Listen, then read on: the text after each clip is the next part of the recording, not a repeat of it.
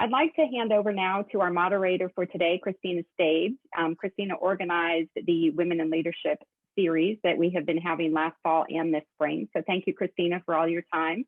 Christina is the AACC president, and she is also the senior client engagement lead for the Global Carbon Capture and Storage Institute, and she's based here in Houston. Over to you, Christina. Thanks, Amy.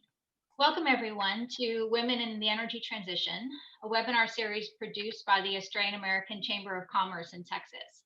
The AACC is a nonprofit organization with a mission to connect Australia and the US through business, culture, and education. I'm Christina Stave, board president of the AACC. This webinar is produced as part of our Australian Innovation and Investment, or AUSii, Women in Leadership series of programming. Our virtual AUSii programming is the AACC's platform for sharing digital content that brings together innovators from the US and Australia. This webinar is the first in a series that are focused on women leaders in the energy transition. Today, I'm pleased to introduce our speaker, Geeta Thakorlal. Geeta is the President, Digital Energy and Transition at Worley. Worley is a global provider of professional services and asset solutions to the energy, chemical, and resources sectors. They're an Australian company listed on the ASX, and Worley has more than 55,000 employees around the world. Geeta, thanks so much for joining us. We're very pleased to have you with us today to talk about your role and the challenges of leading in the time of energy transition. Just a quick reminder to everyone, as questions occur to you as audience members, please remember to enter them into the chat box. Geeta, before we jump into our topic, I wanted to start with your story because you have such an interesting path that has brought you to today.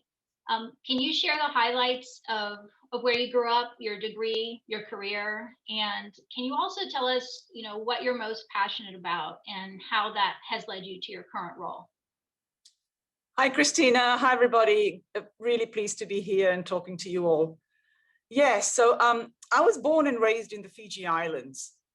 I left home at 17 to pursue an undergrad study at University of Auckland in New Zealand, and I qualified with a chemical and materials engineering degree. Since then, I have augmented my undergrad degree with various certificates and diplomas in finance and leadership modules from Texas A&M Uni, and recently completed a certificate in introduction to digital technologies from MIT. So that's the qualification part. I have to admit, though, that I got into my career choice by accident. It truly started with my curiosity about people, knowledge, and learning. I enjoyed maths and science at school and actually wanted to be a medical doctor. But I got talking to some engineering students and I learned about chemical engineering and that it was more about problem solving, practical applications of knowledge and fixing things. I also learned that a chemical engineering degree offered a vast array of career opportunities. So I would, on reflection, I have to say that attaining a formal qualification in engineering was the best decision I ever made.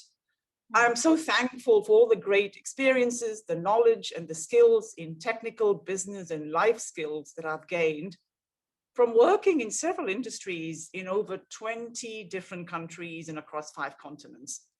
I can honestly say that the opportunities, experiences in global travel and meeting people have led to a very fulfilling career.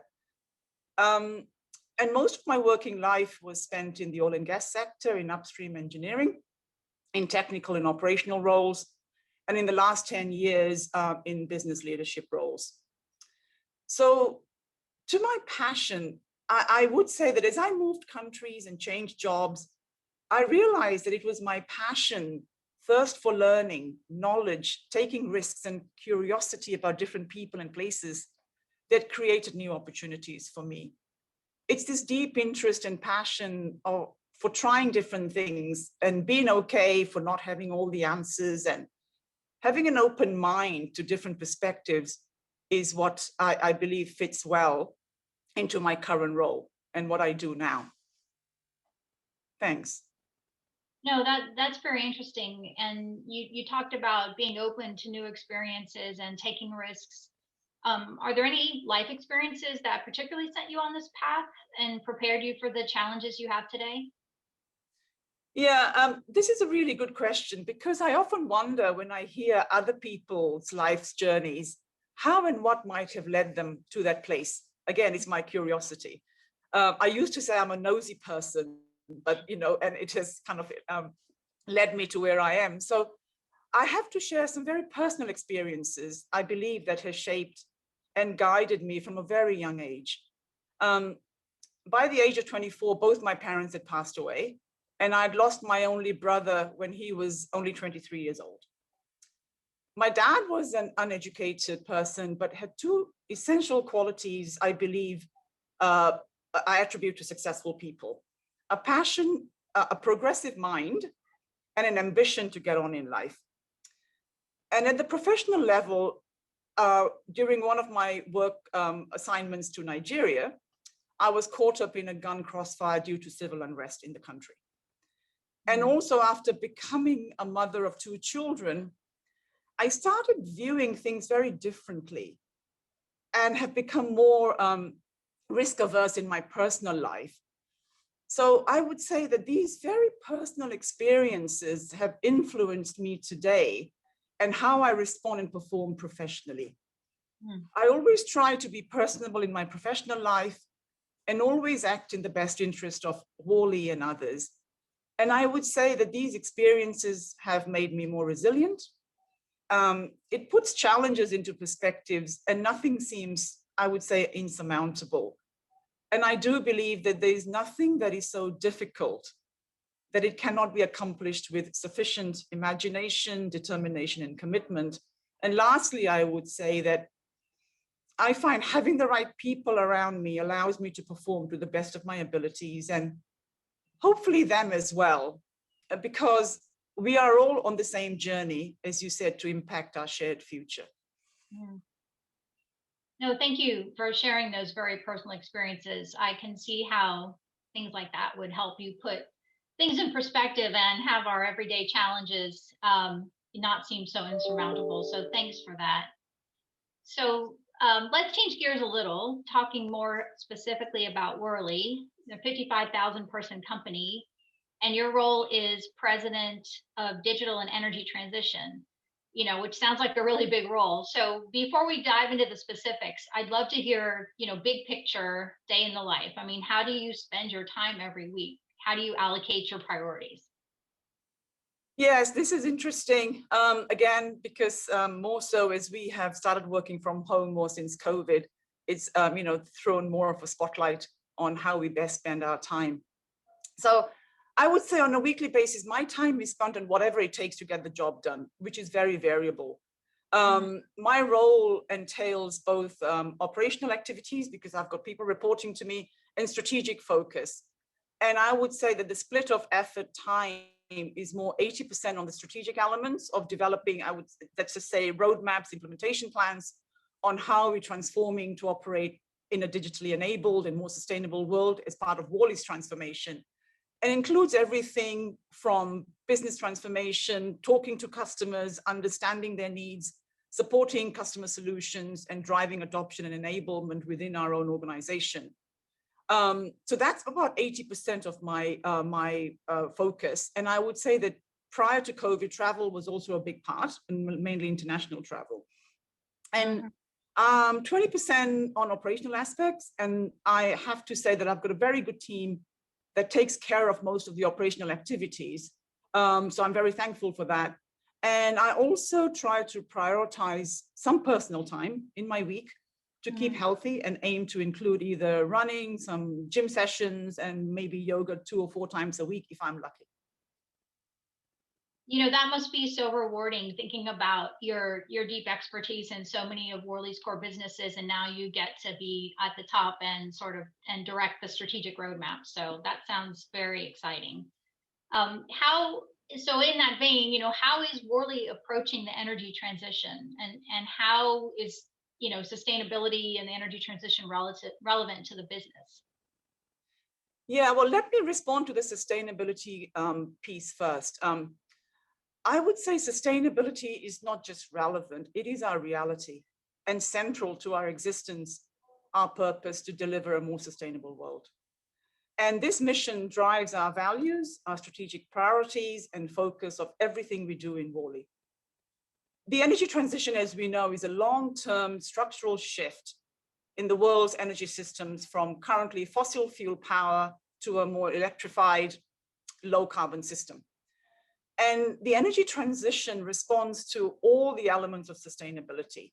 It's the environment, seeking to reduce the impacts of the harmful impacts of climate change, financial, seeking pathways to lowest cost, and also social, providing universal access to energy in an equitable and fair way. So we see ourselves playing an extremely important part as a solutions provider in the industries we serve as they transition to a zero carbon future. And I do say that no one has a monopoly on innovative ideas and solutions. And I really mean this because there is no singular solution to decarbonize the world's energy systems. Mm-hmm. There are multiple approaches, skill sets, and technologies will be required at different times and in different places. And it will really take the world-class engineering, scale, and delivery and operational expertise to solve the global challenges posed by climate change, circular economy, waste management, resource efficiencies, decarbonization requirements, everything and anything you can think of to deliver a zero carbon future. So, you know, our customers are making sustainability commitments, like we all have as well. And we are backing them up with roadmaps and investments. So I say sustainability, energy transition is akin to safety. How we think of safety in our business. It's sustainability plus business, which includes Worley, as concepts are becoming inextricable. And we help our customers to meet their sustainability goals with domain expertise, industrial knowledge, intellectual property, and technology-backed solutions. And I'd like to add one more thing. Worley recently has joined as a charter level member of the Princeton University's Linga Center for Energy and Environment. This center is actively working to inform the solutions required to address the energy and environmental challenges the world is facing. And under this agreement, as part of our leadership role in sustainability, we have an initial term of 2 years where we will be working with leading academics from the Linga Center to marry Princeton University's academic analysis, because you would have heard that Princeton University has released this Net Zero America report. And we want to work with them with the academic analysis they have done and bring our real world project delivery experience and expertise to explore some of the challenges to deliver. It's really the pace and scale required for the energy transition and sustainability. And we are aiming to deliver our first thought leadership piece around the middle of the year. So we see ourselves central to providing solutions, working with academia, working with our industry partners, working with our customers to deliver to deliver a more sustainable world. That is so exciting because, you know, the energy transition, getting to a lower carbon future, the challenges are so big. And to hear that you guys are going to be part of the how, you know, providing that practical lens to help, you know, chart the actual tactical path to the end goal, that's really exciting. I wanted to talk a little bit just about the overall transformation of the EPC business, because I mean, I'm a civil engineer. And so I know that engineering, procurement, and construction has not traditionally been an industry of rapid change. And so I wanted to understand, you know, how is the business itself changing in response to the demands of the energy transition, and how is digitization helping with that? Yeah, sure. So the EPC business is a very important part of the supply chain. And it is fair to say that previously it probably was seen as subservient or being led by our customers, who had traditionally been cautious about rapid change. But what we see, it is different now. There is a real sense of urgency to take action to limit the adverse impacts of climate change. So, and one of the things the pandemic has shown us is what humanity is truly capable of. So for example, we accomplished things in the pandemic that we may not have previously thought possible. And at Worley, we immediately and successfully transitioned at least 40,000 people in the first 2 weeks to work from home and to work remotely. So when you think of that, even when we may not think initially and big idea is not possible, I believe that 99% of the time when the change is forced upon people, they step up to the challenge very, very well. And I truly believe we are living in that moment in history now, where the impacts of the changing climate are all around us. And we know we have to act swiftly. And digitization is just another inevitable concept. It is already happening. And I really believe the future of the industries we serve and the EPC companies such as Worley will be data-driven and dependent on our ability to manage data in a manner that promotes data sharing with partners, innovation through data science, and really rapid decision-making through the life cycle of the energy value chains. Mm-hmm. And at the heart of our transformation is embracing these digital transformational technologies that will take us forward in the digital era. For example, we have developed a product called DataSeer. It's one of the examples of using AI to automatically detect, label, and extract information from engineering drawings, lists, and reports to enhance project efficiency. So just making things more efficient using digital technologies is going to free up time for our subject matter experts to put those energies into other important parts of what we need to do to solve issues. So while it's true that historically our industry has been slow and to warm up to change, I'm very confident that when faced with challenges, we will step up. And yes, we do need to bring people on the journey. We need to do it quickly, but we have to approach this challenge head on by being proactive.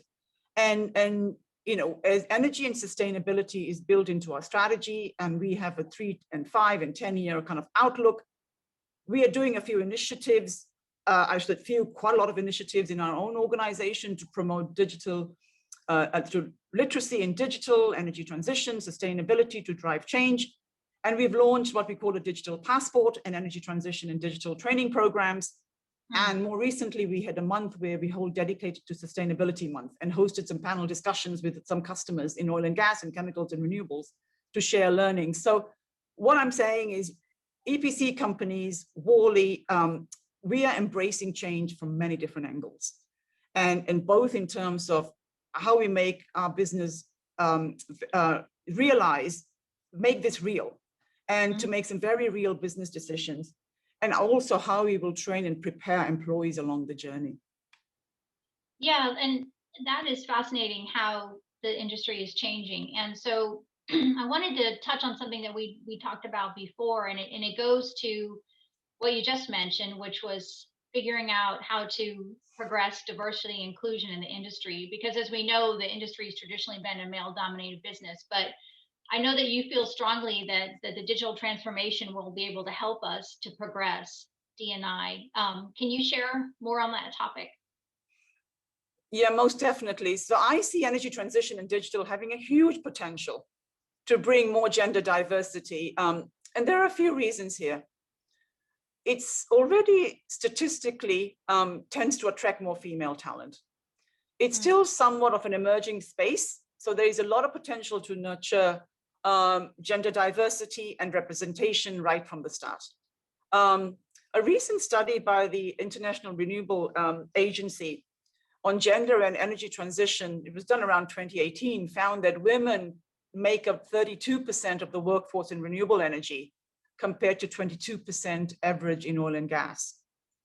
And another data point, which is more a US specific, in 2017, EY study found that 2 of the 3 teenagers believe that oil and gas industry causes problems rather than solves them, and have little interest in pursuing related careers. However, conversely, when asked if pursuing a career in green energy would be appealing, roughly 3/4 of millennials and Gen Zs, 78% males and 69% females, say it would be appealing. So it is attracting a younger generation of females, which is already showing a strong interest in green energy relative to more traditional areas, which is great. And it's likely not just unique in the US. And the talent and interest are out there. Mm-hmm. And we have a real opportunity to nurture that in order to narrow the gap. And of course, it won't happen without working at it. But with the right nurturing, it has the potential eventually to balance the playing field in the energy sector.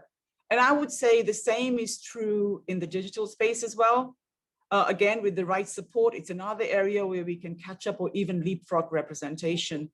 And just to give some examples of what we're doing in Worley, we have a very active Women of Worley Global network, which plays a key role in identifying mentorship and sponsorship opportunities for women. We have a D&I council, and our leaders have D&I related KPIs.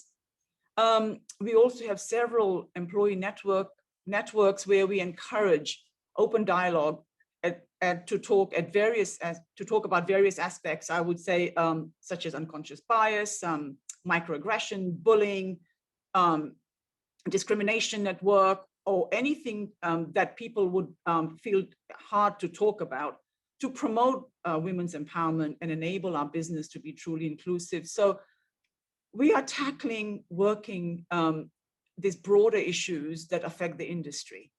But I believe that both energy transition and digital provide a tremendous opportunity for more inclusivity and diversity in the energy sector. Yeah, thank you for that. It's so great to see how the industry is changing and those diversity of perspectives that are coming in. And I love to hear how, green energy and decarbonization is attracting more gender balanced talent to the industry.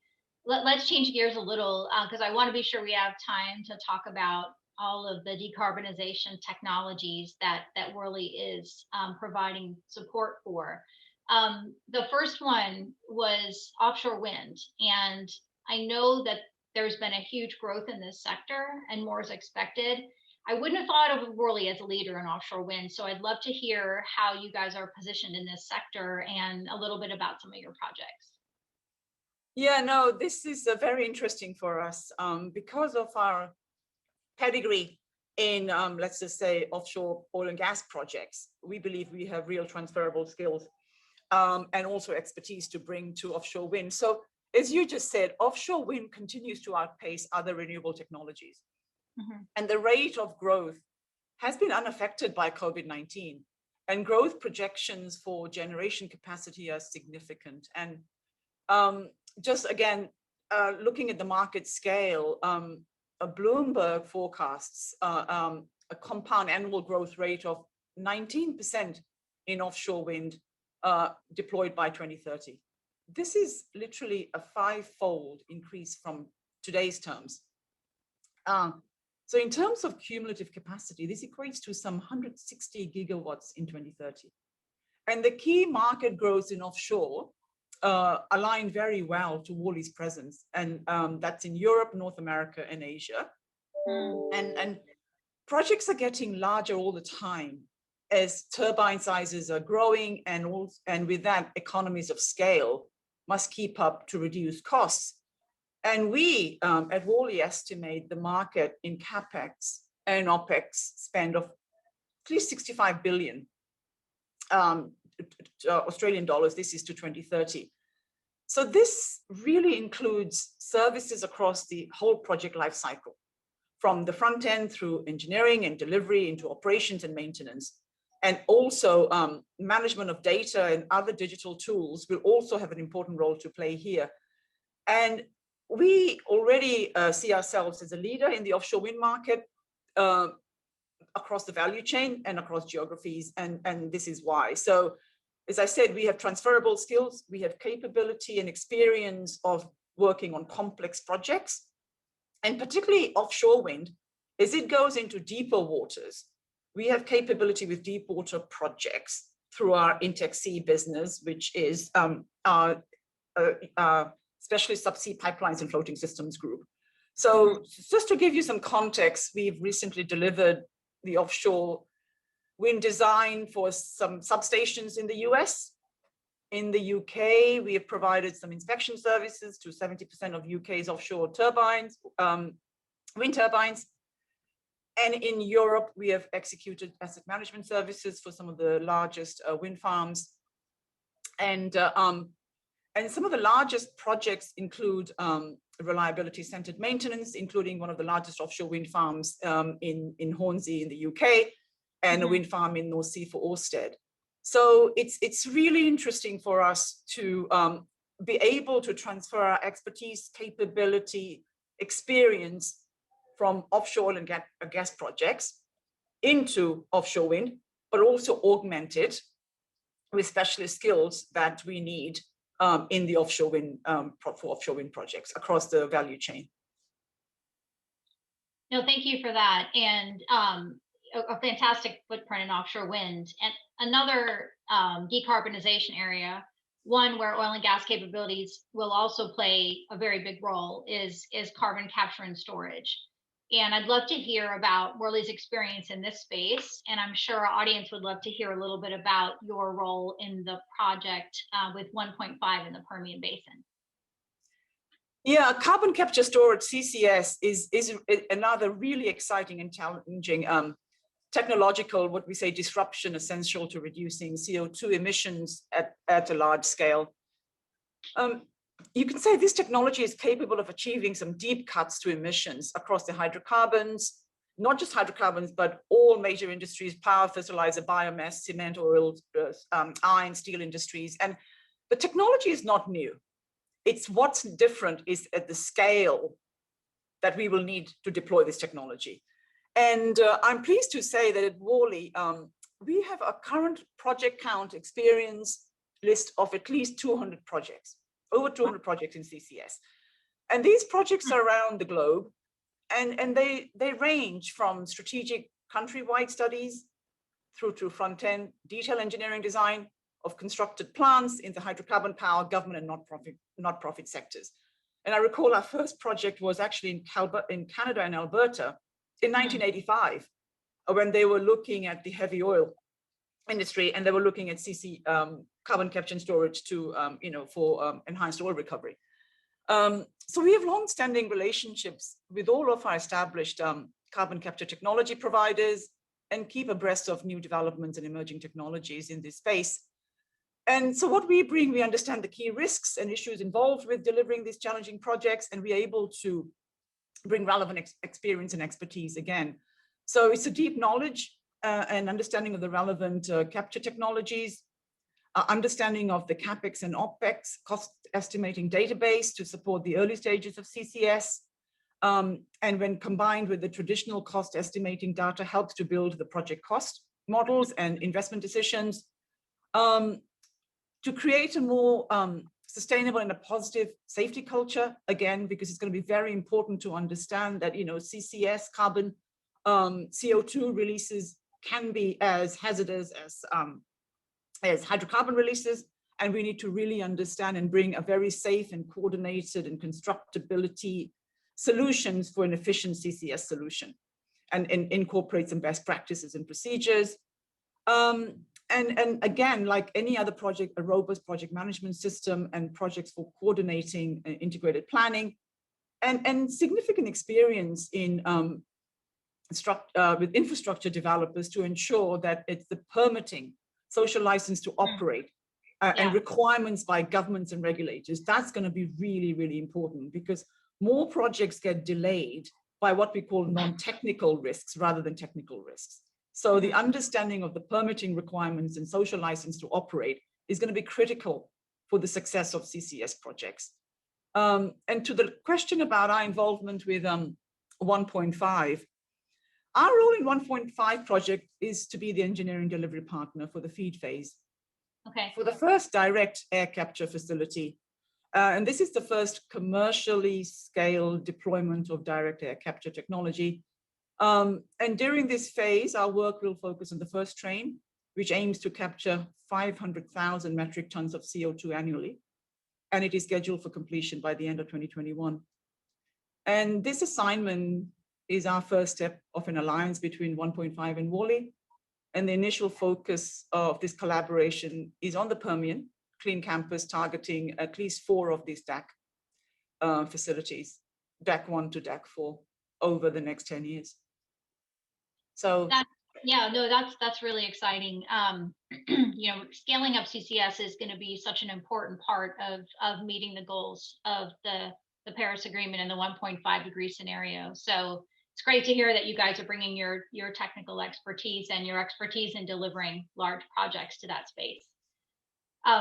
We're getting close on time. I wanted to really, for our Australian audience, I wanted to see if you could talk really briefly about the demonstration stage green hydrogen project that you've got going in South Australia, because as we know, green hydrogen is a tougher pathway than blue hydrogen. So I'd love to hear a little bit about that. And then we do have some questions coming in from the audience. So I want to be sure we have enough time to get to those. Yeah, sure. Look, the colors of hydrogen, gray, blue, green, I mean, they're all over. And we are working, again, in the hydrogen space. We have executed over 80 hydrogen projects for our customers who are very interested in this technology. And right now, we are currently working on more than 30 projects around the world. And a lot of these are still in this sort of level, in the phase of scaling up. So the green hydrogen projects are either scaling up the electrolyzer plant capacity and using green electricity from offshore wind. And particularly about the Australian project, unfortunately, I can't say too much because it's under confidentiality. But all I can say is that we've been working with an Australian customer to support their strategy to use green hydrogen in the ammonia manufacturing process. And right now, it's very much at the early concept development stage of this development. And it's very interesting and exciting project for us, but because of confidentiality, I really can't share more than that for now. Yeah, no worries. Just wanted to make everyone aware that you guys did have that demonstration project in South Australia, because our audience is interested in anything that's happening in the energy transition space in Australia. Well, before we get to the Q&A, I wanted to just go back to one thing that you said that really, really resonated with me. And you said that we're living in a moment in history where we have an opportunity to make real change, just to paraphrase. Do you have any further thoughts on that? Because I thought that was a really interesting insight from you. Well, I think this moment in history is really, it's an unparalleled time in our history, that you have got these transformative shifts and energy transition and digitization. And that's what's different this time, with all the different transitions of energy from coal to natural gas and oil, and where we are now. It's been at a pace where it's just focusing on one element, but now it's the pace and scale of this shift. It really is something which is unparalleled, and I believe this time is something that people, just companies and countries and stakeholders just haven't experienced. And so I believe this is really a monumental shift and a time that all parties need to come together. So I also believe what it has happened is it's actually leveled the playing field at the energy transition and digitization, because it's coming at a time when nobody has got the answer to how to actually address and fix what we need to do across the world.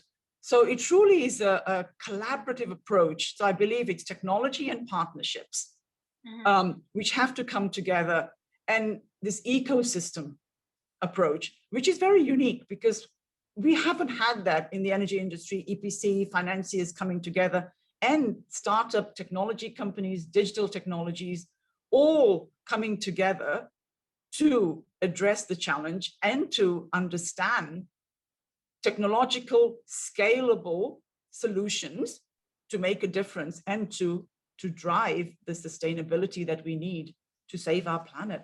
So I really believe it's a momentous time in history for us. Yes, yes, I agree. And Geeta, this has been an amazing discussion, and thank you for sharing that thought.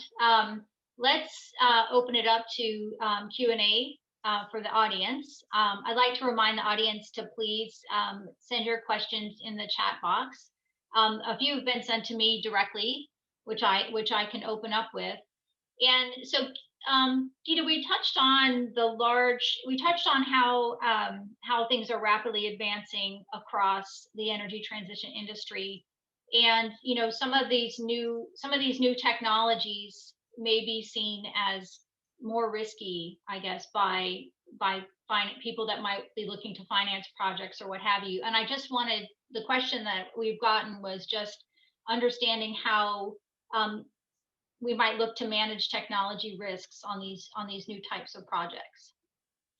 No, that's a great question. When it comes to technology, that's again another mind shift change that's happened, because previously technologies, we wouldn't adopt technologies unless they had been deployed and tested and scaled in order a technology readiness level, let's just say beyond 8 to 10, right? But now, because of the requirement of innovative ideas, we need technologies which with startup companies are coming up with ideas and solutions. So right now, what we see is happening, and this really has come from the tech sector into the energy sector and the industrial world, is to experiment.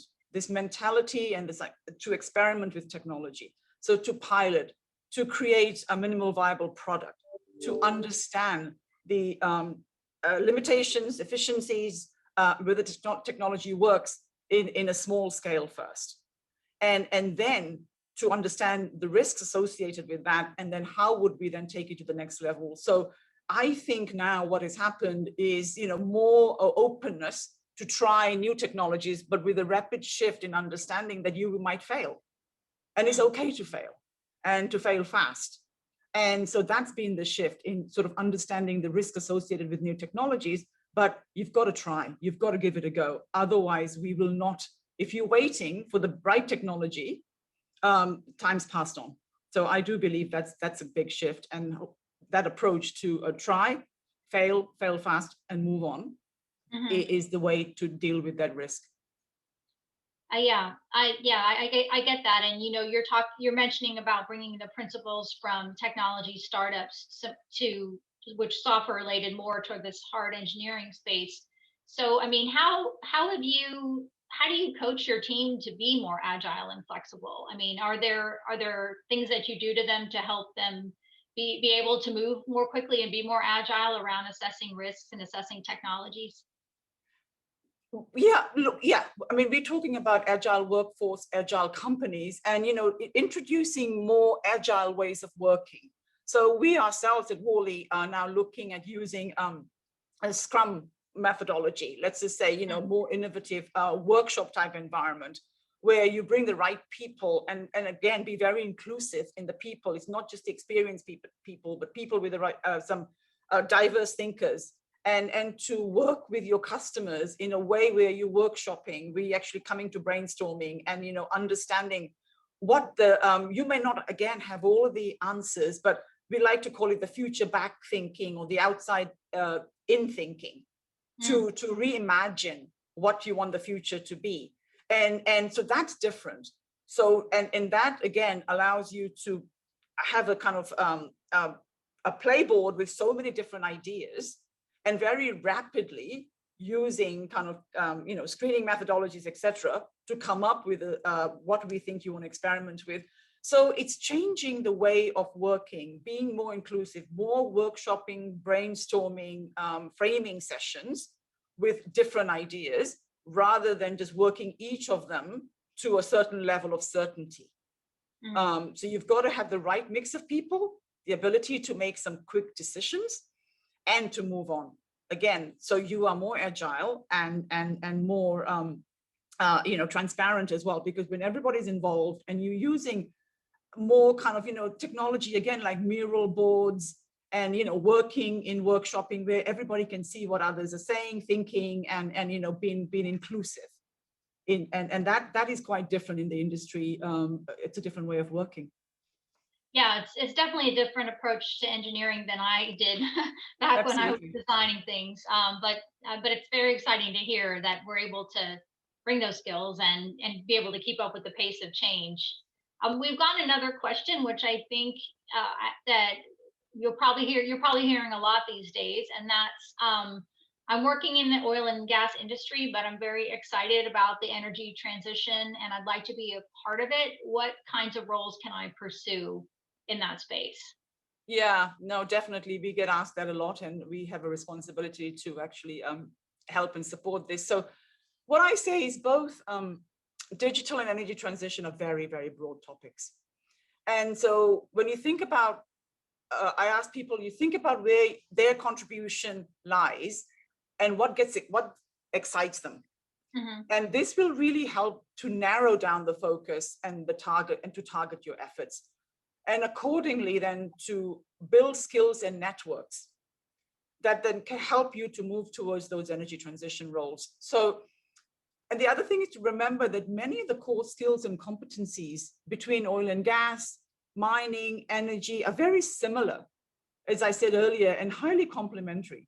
So for an example, that an engineer that has achieved success in oil and gas will find those skills and disciplines quite directly transferable to a circular economy project, a renewable fuel project, and so engineering and design challenges in new energy. So we are seeing that the shift every day in Worley, and the same is true, I would say, of supply chain and management and leadership roles, and many of these new opportunities will arise as part of the energy transition. So what my advice to people who ask that is to start planning their own transition and be part really of what is going to be the biggest reallocation of capital in the industrial world. So take some ownership and then reach out as well to understand how the skills can be transferred. Now that's very helpful. Thank you. And for one of our last questions, I'm just looking quickly here. I think you being in your role has clearly resonated with some women in the audience, and there's just a few questions around what obstacles and challenges you faced as a woman in the male-dominated industry, and how did you overcome those? And do you have advice for women who are excited about being part of the engineering and energy transition space, but may feel like they're struggling a bit against gender stereotypes? Look, it's hard to ignore or get away from gender stereotypes. And, any women who you speak to who's been in the industry and risen would have stories to tell. And my response to this is it's the mindset you bring and how you deal with this is really, really important.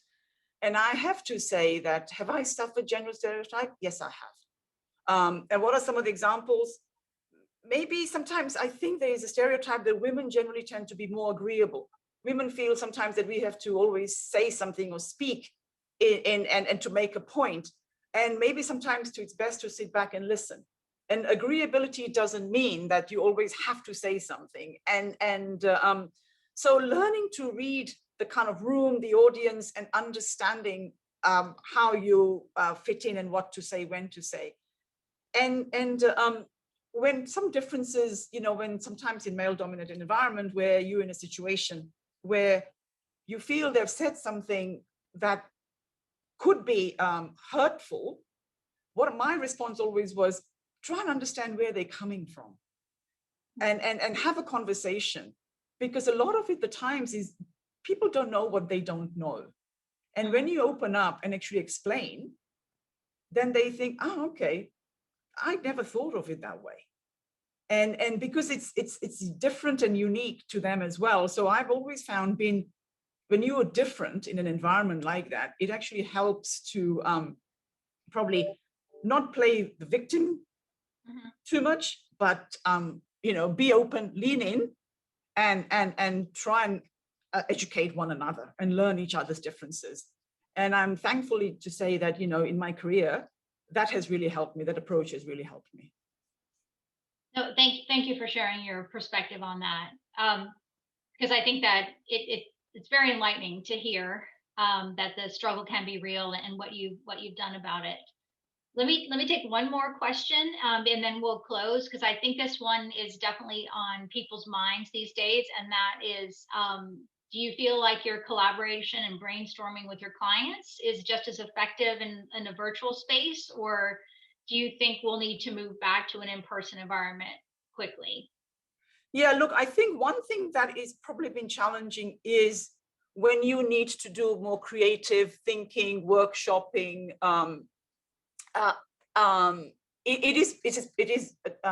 It works in the remote space because you can actually get more teams involved.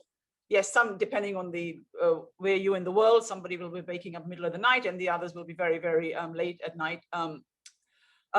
It's doable, but the view is that creative workshops where you need creative ideas, and that it's probably better done in person. However, it hasn't stopped us. If anything, it's actually technology again has allowed us to use technologies to be able to deliver on that. So we will go back. Definitely, we will go back, but I don't think we will go back in a way which was prior COVID. It will be really, I would say, a hybrid model with office and a home and office workplace. Will be more flexibility involved in that. Yeah, and I think you're spot on with that assessment. I feel like it's a lot harder to be creative with your team over Zoom, but work harder to do it, and you maybe end up with better outcomes, as you said, because you're able to bring a more diverse team together because they don't all have to travel there to be in person. Yeah.